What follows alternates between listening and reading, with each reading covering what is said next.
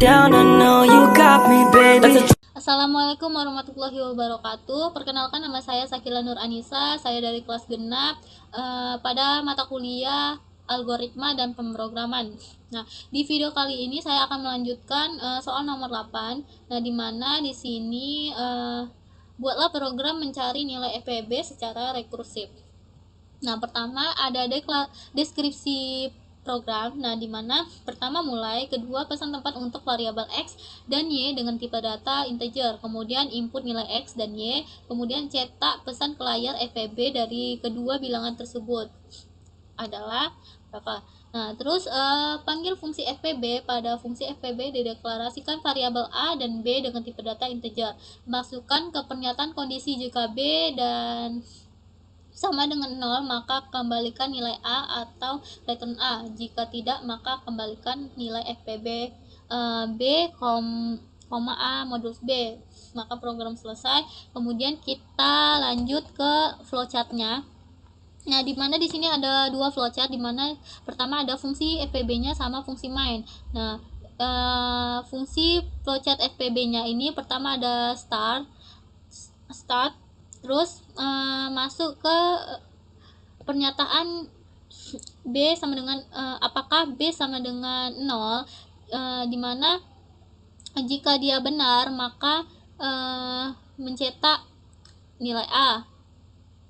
Nah, kemudian jika dia A ini sebagai hasil FPB, kemudian N. Kemudian kalau dia false, maka dia memanggil fungsi FPB yang dimana secara rekursif B FPB B, A modulus B, kemudian N. Nah, kemudian lanjut ke fungsi mainnya, dimana pertama start. Nah, kemudian disuruh input, masukkan nilai x y nya, terus masuk lagi ke ini proses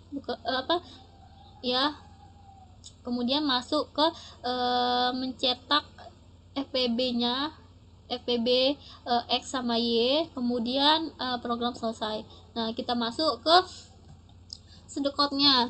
Nah, di mana di sini ada fungsi mainnya, program utamanya, bagian utamanya. Di sini kita deklarasikan dulu variabel x sama y dengan tipe data integer, kemudian kemudian write, masukkan dua bilangan.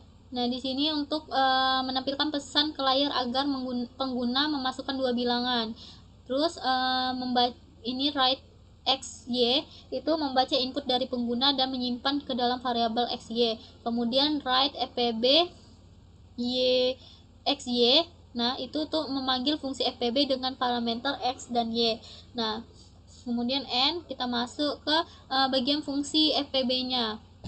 Nah, di mana var AB integer ini itu mendeklarasikan variabel A dan B sebagai integer yang merupakan parameter fungsi FPB. Kemudian if B sama dengan 0, itu kondisi dimana jika B bernilai 0 maka kembali ke nilai A. Nah, jika A tidak 0 maka fungsi FPB dipanggil ulang secara rekursif dengan parameter baru dimana FPB B, A modulus B.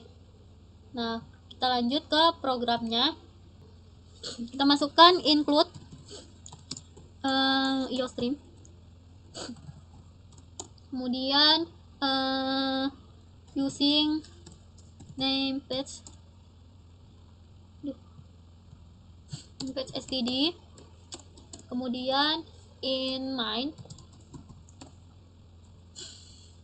buka kurung, kita masukkan integer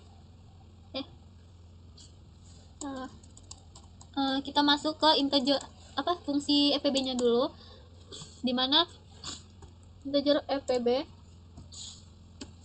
integer A, integer B, itu baru kita masuk if B sama dengan 0, terus return A.